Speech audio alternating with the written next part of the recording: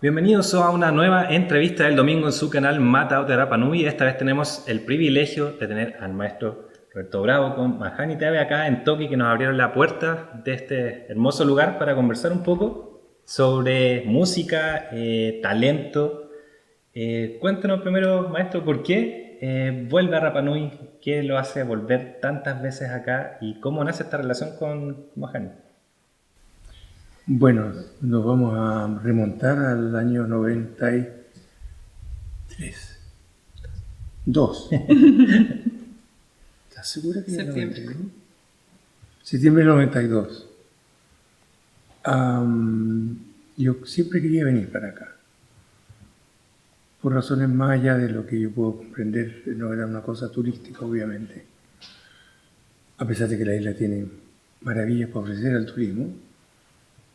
Pero había un impulso de venir para acá, que en su momento se empezó a encontrar con muchos problemas. Al principio yo quería venir incluso con el piano de mi mamá, que era un vertical, ¿no? Y cuando se empezó a conocer un poco la historia, y yo quería venir para acá, apareció el Canal Nacional, que si yo venía y conseguía los aportes de los pasajes y todo, venían a filmar el concierto. Y ya no sería en la iglesia con el piano chico, sino afuera, frente a los muelles en Tajay. ¿Correcto? Estando en la duda, ¿cómo te diré? No sabiendo exactamente si vengo o no vengo, con toda la dificultad que había, llega la carta de Mahani. Una carta donde ella me pide que ojalá pudiera venir, que me están esperando y que ella tiene problemas con su hermana. Cosa que no se ve por ninguna parte. Pero así empieza. Y después llegó una segunda carta que ella me decidió finalmente a ir. Y tuve, yo diría que si en la vida hay que recordar 5 cosas, ese viaje fue una de ellas, es una de ellas, sigue siendo una de ellas.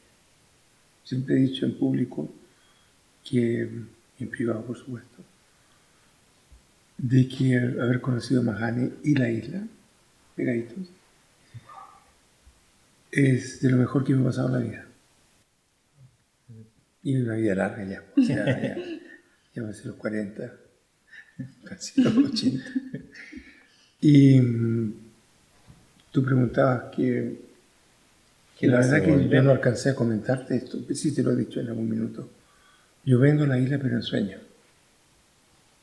Y vengo, en cierto sentido, a ver a Maha, porque me hace bien verla, y encuentro en los sueños que recibo como un apoyo, sobre todo cuando estoy en conflicto. He tenido varios de estos sueños, yo alguna vez te dije. Y entonces no he venido físicamente para acá. Pero hay 2 lugares que yo visito frecuentemente en sueños. Uno es la isla y el otro es Barcelona. Viví muchos años allá y tengo muchos recuerdos lindos. Entonces ese es el primer viaje. Después tú vienes en septiembre del mismo año, ¿no? A Santiago, a un masterclass. Y ahí conocí al presidente Alve. Tengo una anécdota maravillosa de esa primera visita a La Moneda. La frase exacta que dijo a Mahani al salir de La Moneda, en Santiago. ¿Qué casa tan grande tiene este caballero? ¿Cómo se descubre el talento, Roberto? ¿Cómo descubre el talento de Mahani? Que ahora Mahani está haciendo algo parecido acá con su escuela Toki, también descubrir nuevos talentos musicales. ¿En qué se fija usted? Para después preguntar a Mahani qué se fija ella para descubrir estos nuevos talentos y esta gente que tiene dedos para el piano, literalmente. Bueno, el caso de ella era obvio que llevaba tocando el piano muy poco tiempo. Y ya estaba tocando obras como un Mozart por ahí, ¿no? Un Bach, me parece también, que son obras avanzadas, pero ya Beethoven, la famosa escalita que nos marcó por la vida, ¿no? La cromática. Y se ve inmediatamente que hay un talento. O sea, uno cuando conoce a las personas capta la energía, ¿no? El talento está ahí. Y uno sabe que en ese minuto, por lo menos lo que a mí me pasó, fue que tenía que hacer un servicio inmediato con ella, ayudarla a salir a desarrollar ese talento. Y me vino inmediatamente la profesora que podría ser en Valdivia, Jimena Cabello, porque yo conocía con el trabajo que ella había hecho con Carlita, un año mayor que tú, ¿no? Sí. Carla Sandoval, que ya tocaba con la mano muy bien puesta y tenía su repertorio. Entonces yo pensé que para Majane sería una buena idea y su mamá apoyó la idea. Es muy importante eso. Los padres tienen que estar desde el principio apoyando a los hijos con talento y dándose cuenta que tiene un talento. Si no, no pasa nada. Majani, ¿tú en qué te fijas tú ahora? Porque ha pasado años desde que se conocen y ahora tú estás un poco asumiendo un poquito el rol que tuvo él con otros niños acá en la isla. Bueno, en el caso mío, yo creo que siempre como que tomé muchas de las enseñanzas, siempre estuve muy atenta a las cosas que el maestro me transmitía cuando me fui a estudiar. Me fui a Valdivia, tenía mi profesora Jimena Cabello, que también vino y apoyó nuestra escuela Toki, pero siempre estuvo Roberto ahí como mentor, haciéndome clase, invitándome a tocar en los conciertos, pero también enseñándome el rol del artista, que el rol siempre del artista tiene que ser un rol de servicio a la comunidad, que nosotros somos un canal a través del cual pasa la música para poder ayudar a las personas, sanar o darles un momento también de alivio que puedan necesitar. Y en ese sentido también es el trabajo con los niños. Entonces, hoy día cuando antes que llegara Roberto, yo les dije a nuestros alumnos, les dije, hoy día llega Roberto, les conté un poco de esta relación, pero de la forma en que se la expliqué, le dije, Roberto el año 92 llegó y es como que él puso una semillita en la tierra, que luego hoy día está esa flor que es esta escuela, es como el abuelo de todos ustedes, una cosa así, de toda esta escuela. Y ha sido posible materializarlo y poder también darle la oportunidad a los niños que puedan desarrollarse acá. O sea, en el caso mío tuve que salir y la idea de la escuela acá es de que no tengan que salir, que puedan tener buenos profesores acá, desarrollar sus talentos en su hogar, en su casa, en nuestra isla. Y junto al talento también está el trabajo, el esfuerzo que tiene que poner cada uno.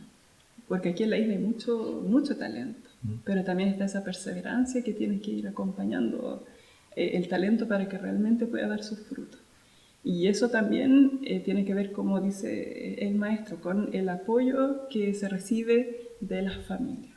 Porque si no hay alguien ahí para sostener al niño, es muy difícil para el niño salir adelante.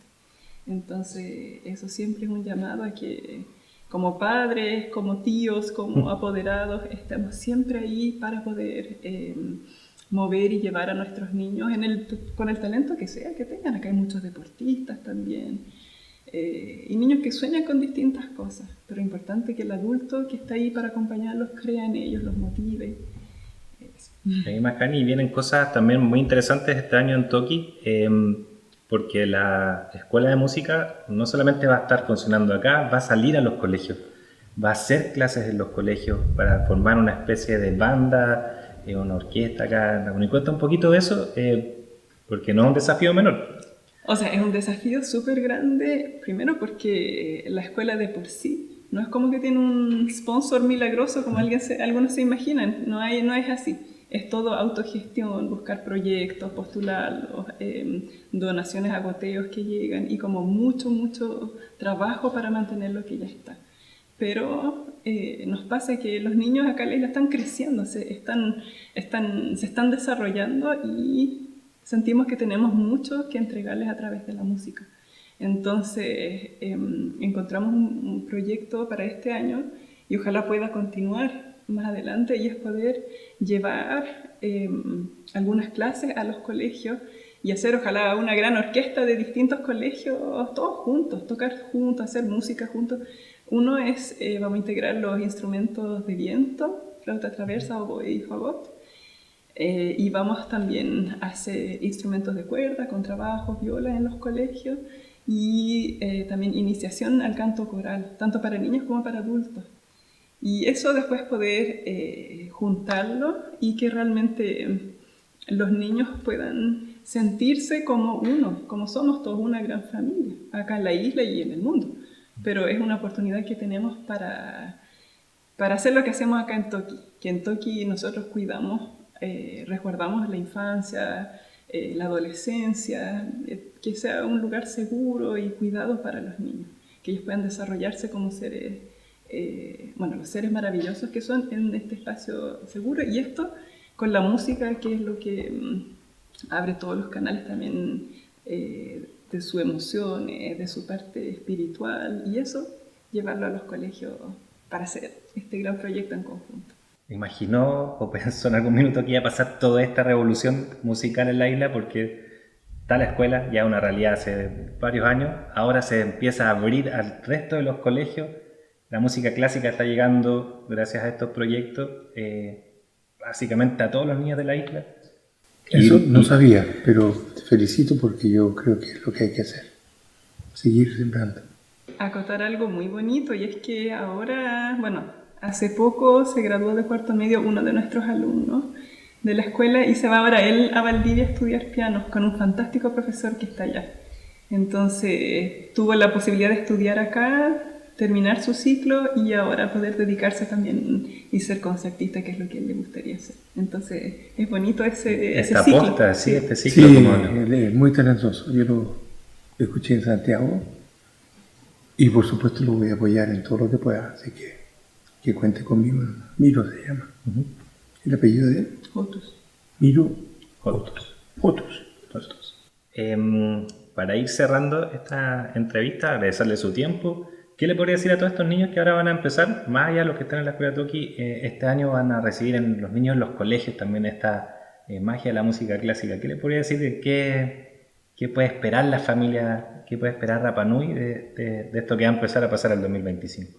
Y yo creo que el próximo paso es que el próximo año, en el festival de ustedes en febrero, estén presentes algunos colegios, con su pequeño grupo, con un trío, con una cantante, por último con un chico solista en guitarra, que es parte de este programa, y la primera semilla, yo creo que se van a ver el próximo febrero, ¿no? Tales chicos vienen de tal colegio, como las orquestas juveniles, ¿no? Que están en todas las comunas. No, está muy bien pensado lo que hay que hacer. Así que tratemos de que el abuelo venga de nuevo. No, vamos a tratar de hacer un concierto formal la próxima vez. Este es un viaje de reencuentro y de reposo un poco. Tenía que parar necesitaba estar de vuelta físicamente aquí también. Me gustaría hacer un concierto ya más... Sí, un concierto formal que se prepara con tiempo, se busca el lugar adecuado, ¿no es cierto? El mes adecuado, el apoyo que se necesite, etcétera, ¿no? Y Mahani, para cerrar, lo que se viene para la Tapati, la presentación de ustedes, ¿qué le podemos decir a la gente que vamos a estar a poquitos días de que comience la Tapati? Sí. Bueno, los niños cada año preparan con mucho cariño su programa y es un tiempo en el que se hace principalmente esta fusión de lo que es nuestra parte cultural, nuestras canciones en Rapa Nui, combinado también con lo que son los instrumentos, estos otros instrumentos como piano, violín, cello, que entregan otros colores muy lindos a esto. Entonces, eso aparte de algunas muestras clásicas y otras cosas más tradicionales, incluso como ute y joco. Y bueno, contarle también a los que quieran sumarse, o sea, de la comunidad, quizás que quieran hacerse padrinos también de los niños. Estamos buscando ese apoyo constantemente, porque es un desafío muy grande y nos ha pasado, ya nos pasó en enero pasado, que nos dijeron no se ganaron el proyecto, era uno de los proyectos que financiaba prácticamente todo nuestro año. Entonces el susto, nos pusimos a ver cuánto teníamos ahorrado y dijimos, nos alcanza hasta mayo y después hay que cerrar. O sea, ¿cómo tú le dices a 70 y tantos niños, saben que hasta acá llegó todo este esfuerzo por 12 años y ya no hay cómo seguir pagándole a los profes, a la persona a la banca que los sube, no se puede? Entonces eso fue un susto muy, muy grande. Y como que a mí me cuesta pensar, o todavía como asimilar, de que esto está en una inestabilidad constante. O sea, esto se puede caer el día de mañana. No nos ganamos el proyecto o deciden, no sé, no otorgar fondos y listo, hasta ahí nomás llega. O sea, ¿qué se hace? Entonces hemos estado con varias, buscando distintas alternativas. Una, por ejemplo, es este plan turístico de que pueden venir turistas, se les hace un pequeño tour donde dejan su aporte. También lo de los padrinos, tenemos un par de padrinos que se hacen cargo de lo que es el costo como de 3 o 4 de nuestros, o sea, son en realidad 4 de nuestros niños, de todo lo que significa su educación, y también ellos reciben los videos y el feedback, cosas como un acompañamiento, que también para niños que quizás después quieren dedicarse a la música es súper potente. Así que ojalá poder tener estos padrinos desde acá en la isla, poder contar con ese apoyo desde acá de Rapa Nui. Así que están invitados. Y bueno, este es un espacio que nosotros queremos igual convocar a la comunidad. Siempre tenemos actividades, conciertos, charlas, distintas cosas lindas que son, ojalá, que puedan venir más personas. Quería dar las gracias por su tiempo, por su historia y por el trabajo que están haciendo. Muchas gracias por estar con nosotros con el canal Matat de Rapa Nui.